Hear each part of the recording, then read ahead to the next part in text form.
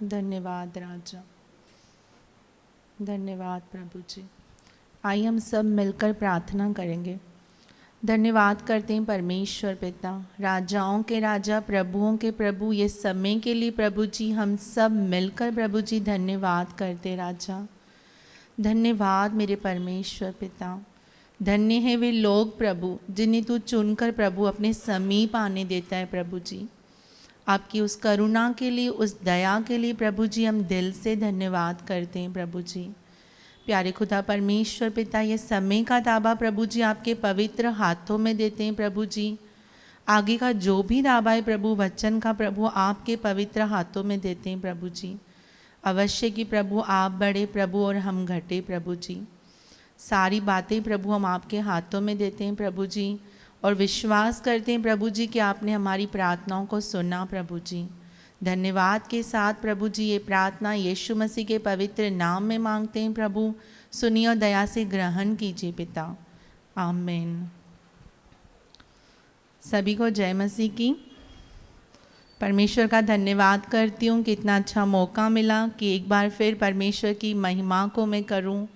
दिल से प्रभु का धन्यवाद करती हूँ कि जो भी परमेश्वर के पास बैठकर हम सीखते हैं, जो एक अनुभव है, या परमेश्वर अलग अलग बातों से हमें जब भी लेकर जाता है और परमेश्वर अपने वचन से उस समय बातें करता है, मैं दिल से प्रभु का धन्यवाद करती हूँ। आज के वचन के लिए सारी महिमा प्रभु को मिले। एक वचन है प्रभु का, हम मत्ती 5 का 38 का वचन देखेंगे, 5 का 38, कि परमेश्वर हमसे क्या कहना चाहते हैं, कि प्रभु का वचन क्या कहता है।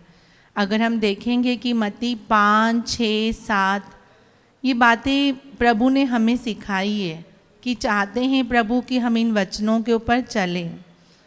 बहुत ही अच्छी बातें हैं इसमें। बार बार मतलब एक वर्ड्स को रिपीट किया गया है कि तुम सुन चुके हो कि तुमसे कहा गया था कि आँख के बदले आँख और दांत के बदले दांत।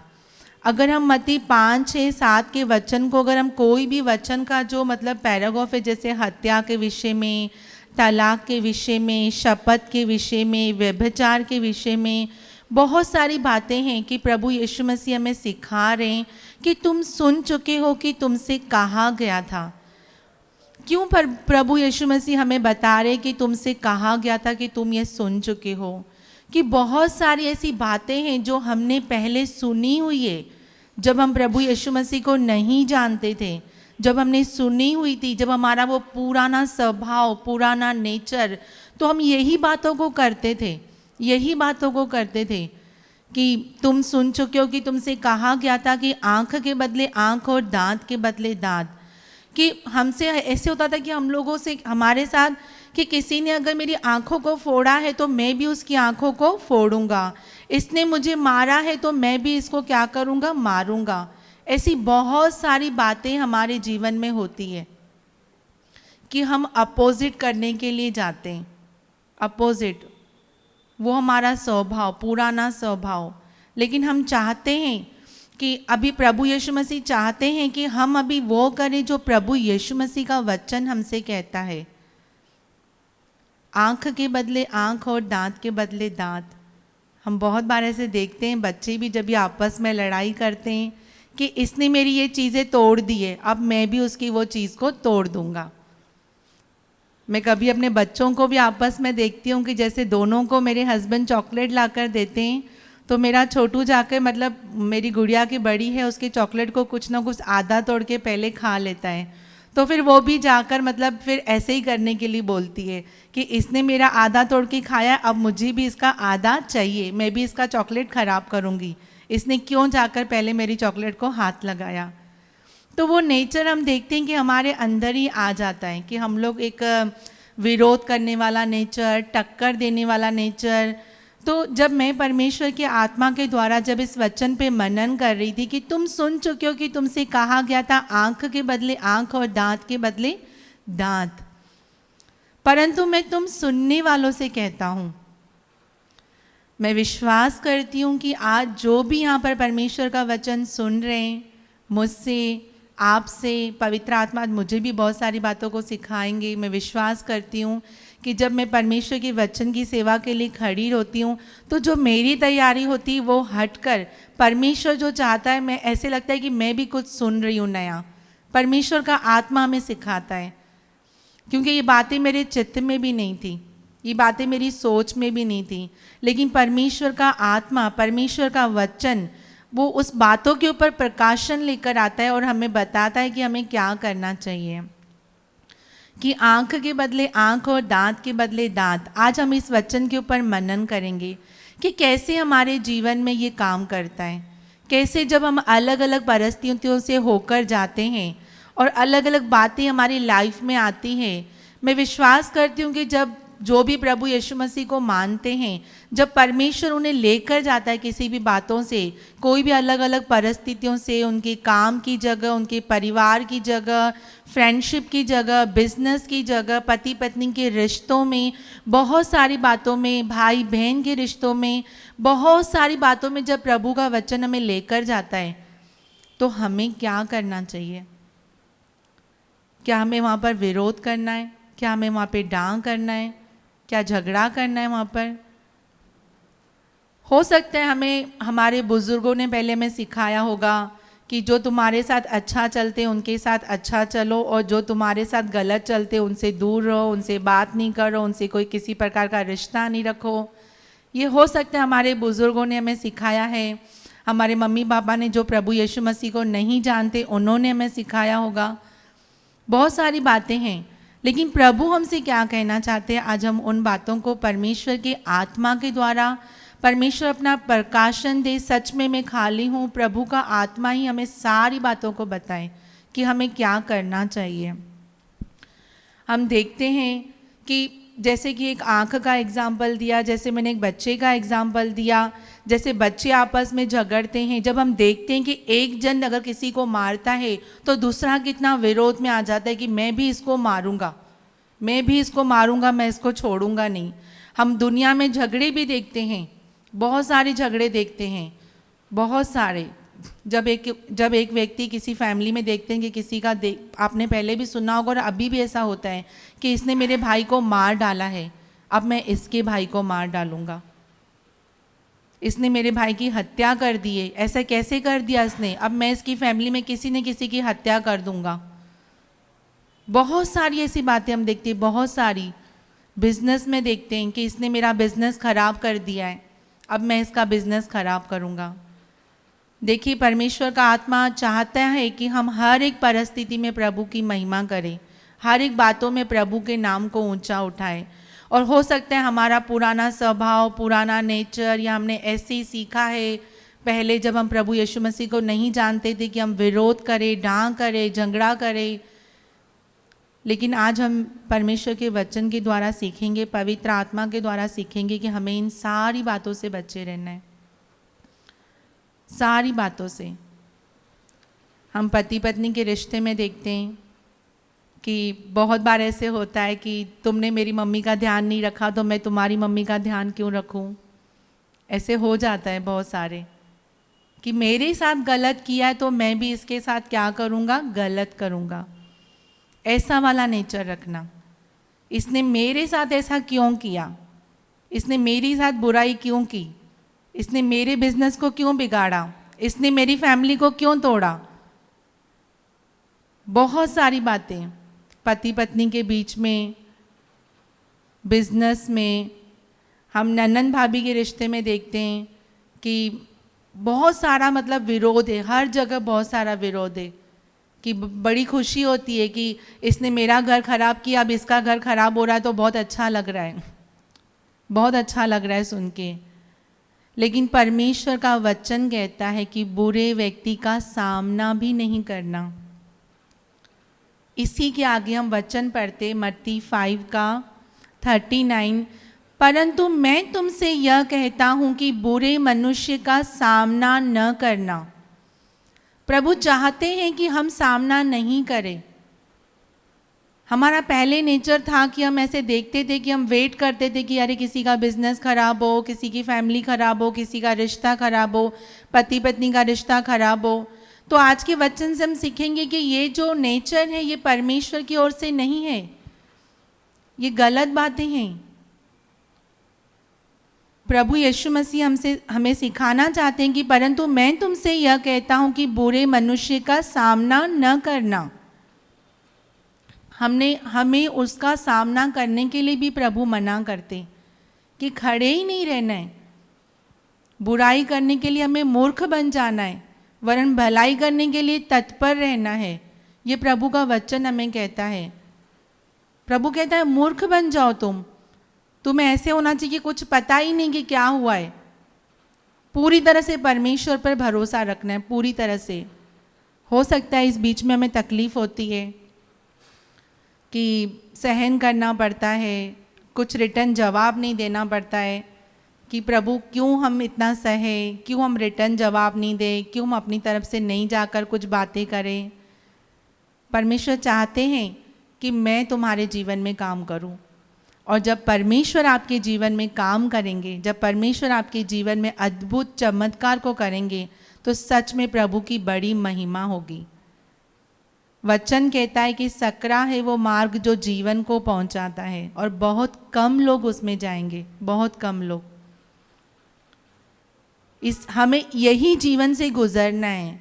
अभी अंत का समय चल रहा है, आखिर का समय चल रहा है। बाहर देखते बहुत सारी टीचिंग्स हो रही है, अलग अलग प्रचार हो रहे हैं, बहुत लोग कंफ्यूजन हो रहे हैं कि हम क्या करें, किसकी सुने। आज परमेश्वर का वचन जो प्रभु यीशु मसीह आपसे कहना चाहते हैं, आप उनकी सुने। एक बार फिर से रिपीट कीजिए कि मत्ती, मरकुस, लूका, यूहन्ना की हम फिर से उन वचनों पे मनन करें जो प्रभु यीशु मसीह ने हमसे कहा है। आज वो जो नींव है प्रभु यीशु मसीह की, जो प्रभु यीशु मसीह की बातें हैं, आज हम उन पर फिर से खड़े हो जाएं, फिर से उन सारी बातों को फॉलो करें। परमेश्वर का जो वचन कहता है हम उन बातों पर मनन करें। परमेश्वर का एक वचन देखेंगे हम, लूका 9 का 51। यहाँ पर हम देखते हैं कि प्रभु यीशु मसीह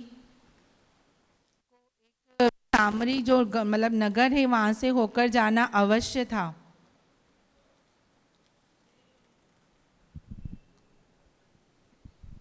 सामरी प्रदेश के निवासियों द्वारा यीशु का विरोध।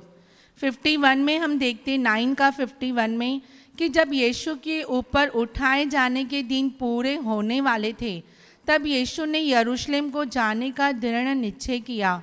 यीशु ने अपने आगे दूत भेजे, वे सामरियों के एक गांव में गए कि यीशु के लिए जगह तैयार करें। परंतु उन लोगों ने यीशु को वहां ठहरने न दिया, क्योंकि यीशु यरूशलेम को जा रहे थे। यह देखकर यीशु के चेले याकूब और यूहन्ना ने कहा, हे प्रभु, क्या आप चाहते हैं कि हम आज्ञा दें कि आकाश से आग गिरे और सामरियों को भस्म कर दें? परंतु यीशु ने फिरकर उन्हें डांटा और कहा, तुम नहीं जानते कि तुम कैसी आत्मा के हो। हम देखते हैं कि प्रभु यीशु मसीह ने चेलों को डांटा। आज ज़रूरी है कि परमेश्वर का वचन हमसे बातें करे और एक परमेश्वर की ताड़ना को हम अपने जीवन में महसूस करें, क्योंकि वचन कहता है कि धन्य है वे जिन्हें परमेश्वर ताड़ना देता है। वो सर्वशक्तिमान की ताड़ना को हमें कभी भी तुच्छ नहीं समझना है। जब हम एक संसारिक माता पिता होकर अपने बच्चों को ताड़ना देते हैं, उनकी गलतियों से हम उन्हें डांटते हैं, तो हमारा स्वर्गीय पिता यदि हमें किसी बात के लिए ताड़ना कर रहा है तो वो हमारे लिए कितनी भलाई की बातें हैं, कितनी भलाई की बातें। एक जगह तो परमेश्वर का वचन ऐसे भी लिखा हुआ है कि अगर परमेश्वर तुम्हारी ताड़ना न करे तो तुम व्यभिचार की संतान के हो, फिर तो तुम परमेश्वर की संतान ही नहीं हो। इसलिए कभी भी उस सर्वशक्तिमान परमेश्वर की ताड़ना को हमें तुच्छ नहीं समझना है। हमें कभी भी ऐसा नहीं करना है, क्यों परमेश्वर हमेशा आप मुझे डांट रहे हो या हमेशा मुझसे ही बातें क्यों कह रहे हो। परमेश्वर का वचन कहता है कि उसने तुम्हें अपना बेटा और बेटी कह के पुकारा है, तो हमें उनकी सुनना है। यह अधिकार परमेश्वर ने हमें दिया है कि हम उसके बेटा और बेटी बने। तो परमेश्वर के वचन को हमें सुनना है। और मैं सच्ची में परमेश्वर के अनुभव से आपसे कहती हूँ कि परमेश्वर एक अलग ही आनंद से आपको भर देगा। इस बीच में आप निराश नहीं रहेंगे, आप हताश नहीं रहेंगे, आप ऐसे व्याकुल नहीं रहेंगे कि क्या हो रहा है मेरे साथ ऐसे लोग गलत क्यों कर रहे हैं। बहुत सारी ऐसी व्यर्थ बातों से आपको छुटकारा मिल जाएगा जब आप परमेश्वर के वचन के ऊपर ध्यान करेंगे। परमेश्वर के वचन पे जब आप अपना ध्यान लगाओगे।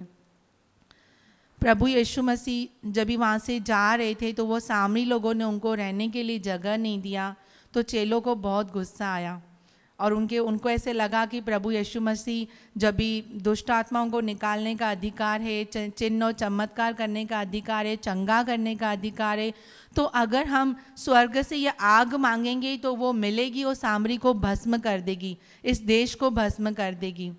लेकिन प्रभु यीशु मसीह ने कहा और डांटा कि तुम नहीं जानते कि तुम कौन सी आत्मा के हो।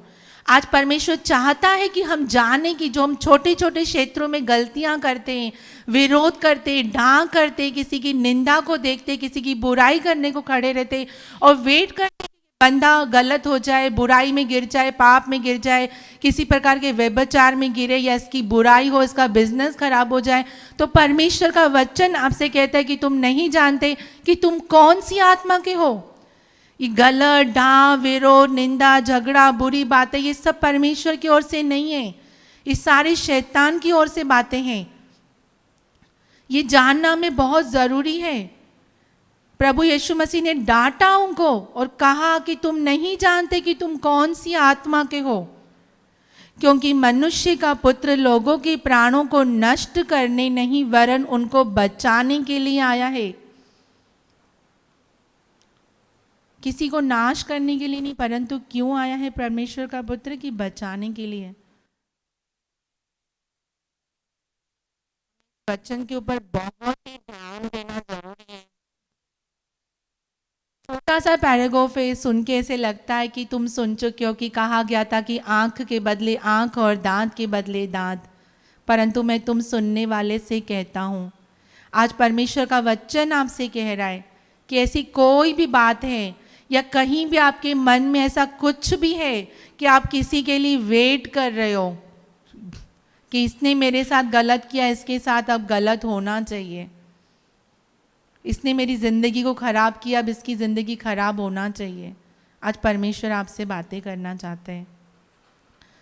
मैं पेरेंट्स में ऐसे देखती हूँ कि माँ बाप के अंदर परमेश्वर का आत्मा ही हमें इन सारी बातों को दिखाता है कि आज माँ बाप हम देखते हैं कि बच्चों को आशीष नहीं देते, कहते हैं कि तुम बच्चों ने हमारे साथ गलत किया है तो अब तुम्हारे बच्चे तुम्हारे साथ गलत करेंगे। मतलब मेरी बेटी ने मेरा विरोध किया तो अब इसकी बेटी इसका विरोध करेगी तो इसको पता चलेगा। हम देखते हैं ऐसी बातें होती है कि तूने मेरी सुधि नहीं ली तो अब तेरी भी सुधि कोई नहीं लेगा। ऐसी बहुत सारी बातें हमारे साथ होती है। परमेश्वर का वचन आपसे कह रहा है। एक परमेश्वर के दास से मैंने सीखा था कि जो सुख वो कोई बेटा या बेटी से नहीं आता, जो सुख है ना वो परमेश्वर की ओर से स्वर्ग से सीधा आता है हमारे लिए। अपने बच्चों पे नहीं कुड़कुड़ाओ, परमेश्वर का वचन कहता है यह आखिरी का समय चल रहा है। परमेश्वर चाहते हैं कि हम सिद्धता की ओर बढ़े। परमेश्वर चाहते हैं कि बहुत हो गया, तुमने बहुत बातों पे तर्क वतर्क करके देख लिया, बहुत सारी बकवाद वाली बातें कर ली, बहुत यहाँ वहाँ की बातें की, बहुत फिजूल बातें की, लेकिन परमेश्वर का वचन आज आपसे कहता है कि बुरे व्यक्ति का सामना भी नहीं करना। पता है आगे बहुत ही ऐसे बात ऐसे लिखी हुई है कि सच में बिल्कुल भी मतलब परमेश्वर के आत्मा के द्वारा हम सीखेंगे। परमेश्वर मुझसे भी बातें कर रहे हैं, मतलब कि तुम बुरे व्यक्ति का सामना भी नहीं करना। जब कोई तेरे एक गाल पर थप्पड़ मारे तो उसकी ओर दूसरा गाल भी फेर देना। बिल्कुल भी ये परमेश्वर से सामर्थ्य पाए बिना हम नहीं कर सकते। ये मेरा भी प्रार्थना है।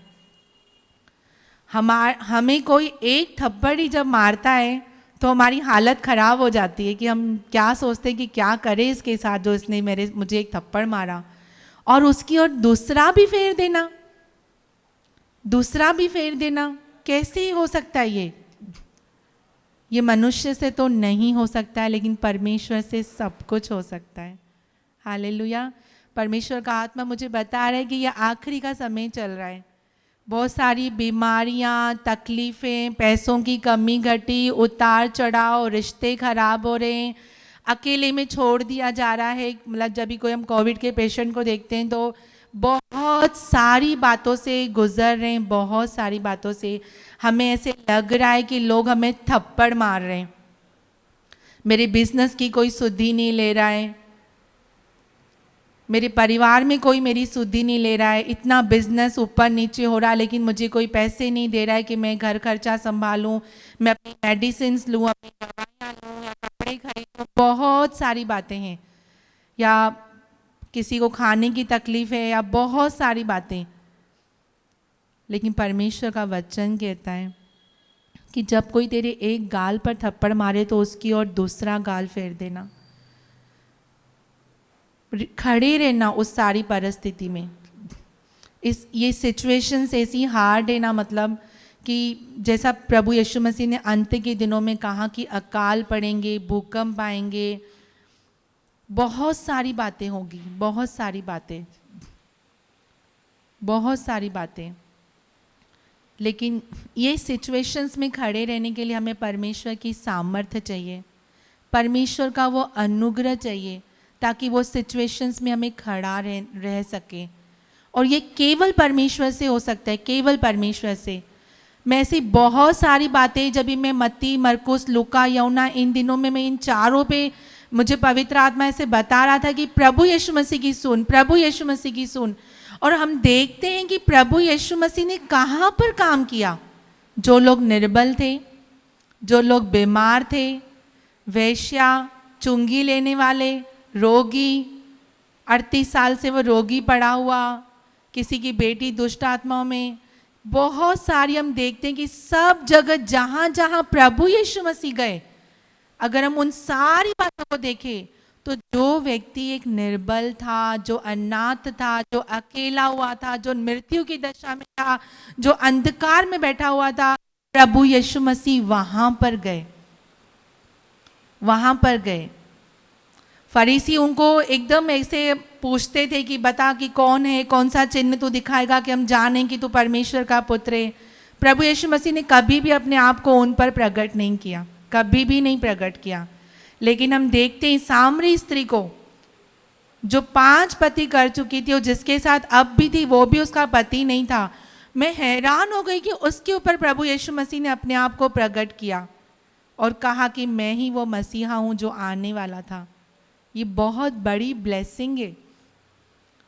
ऐसा नहीं कि ये सारी बातें अंत की हो रही है, उतार चढ़ाव आ रहे हैं, लड़ाई झगड़े हो रहे, डांट हो रहे, निंदा हो रही है और आप भी इन्हीं सारी बातों में लगे पड़े हो, इन्हीं सारी बातों में, संसार की चिंताओं में सुस्त हो जा रहे हो, असंतुष्ट, कुड़कुड़ाने वाले, अपनी अपनी अभिलाषाओं के पीछे चलने वाले।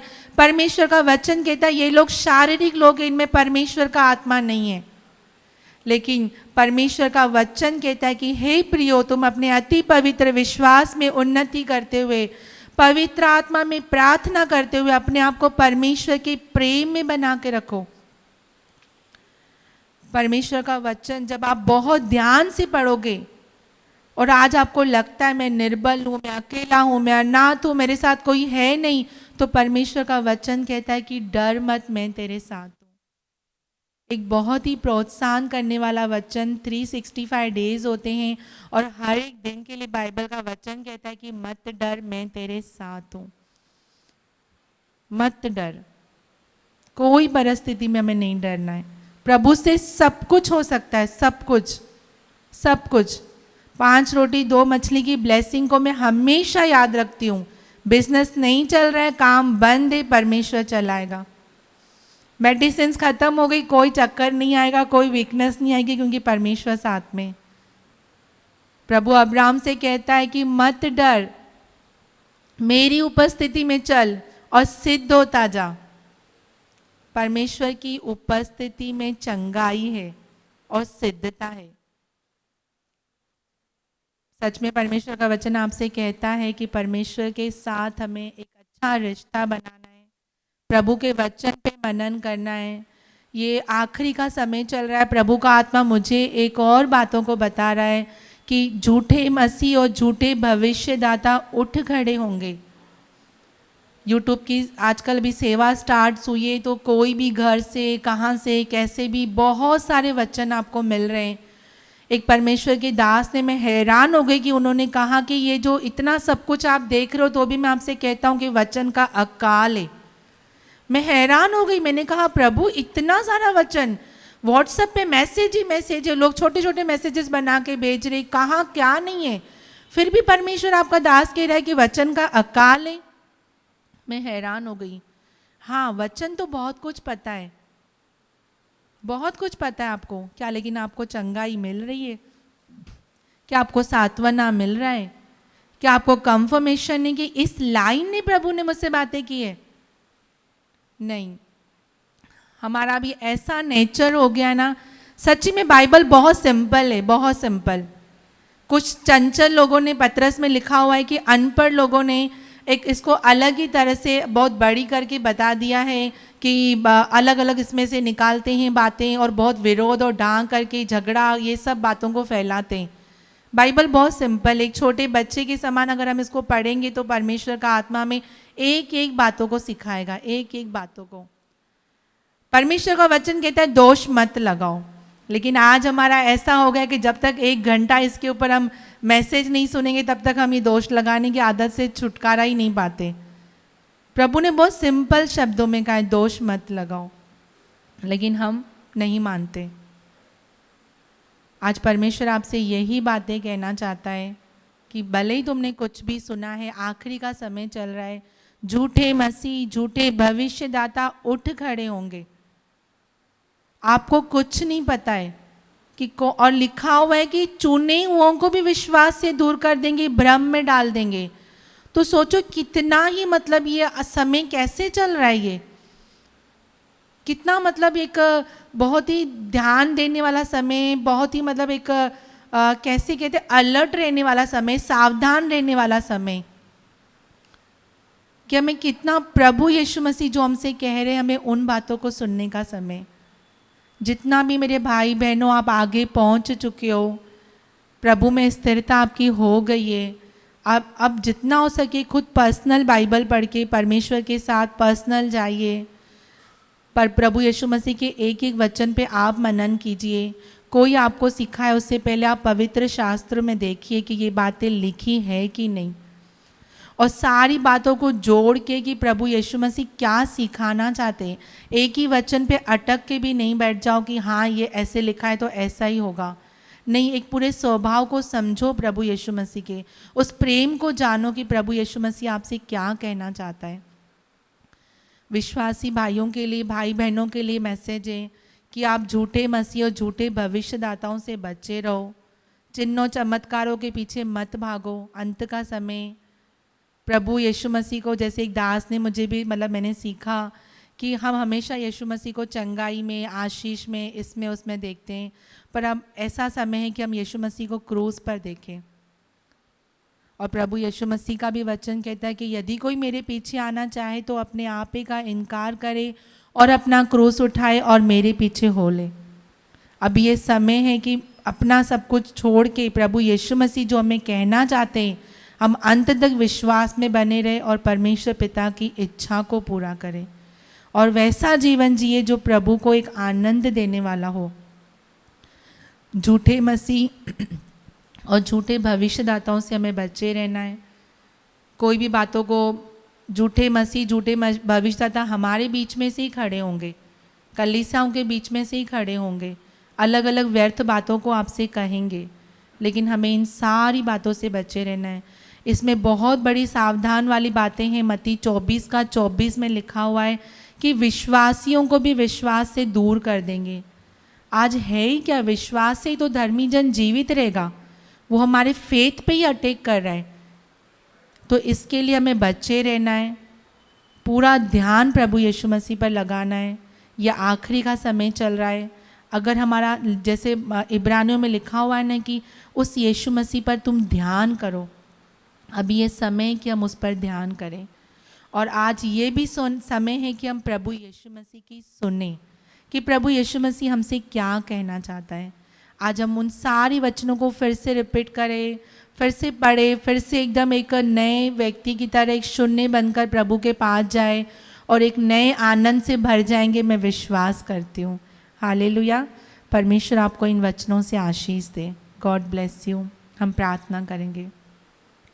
प्यारे खुदा परमेश्वर पिता, राजाओं के राजा, प्रभुओं के प्रभु, आज के वचन से प्रभु आपने बातें की। प्रभु मैं दिल से धन्यवाद करती हूँ प्रभु जी।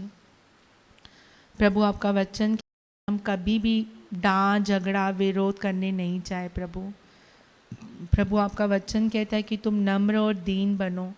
प्रभु यीशु मसीह आपने कहा कि मुझसे सीखो क्योंकि मैं नम्र और मन में दीन हूँ। प्रभु हर प्रकार की कठोरता से हमें छुटकारा दीजिए प्रभु। आपका नम्रता और दीनता में प्रभु चलने के लिए हमें अनुग्रह और सामर्थ्य देना प्रभु जी। अवश्य कि प्रभु आप बढ़े और हम घटे प्रभु जी। छोटी सी दुआ प्रार्थना प्रभु जी यीशु मसीह के पवित्र नाम में मांगती हूँ प्रभु जी। सुनिए और दया से ग्रहण कीजिए पिता। आमीन।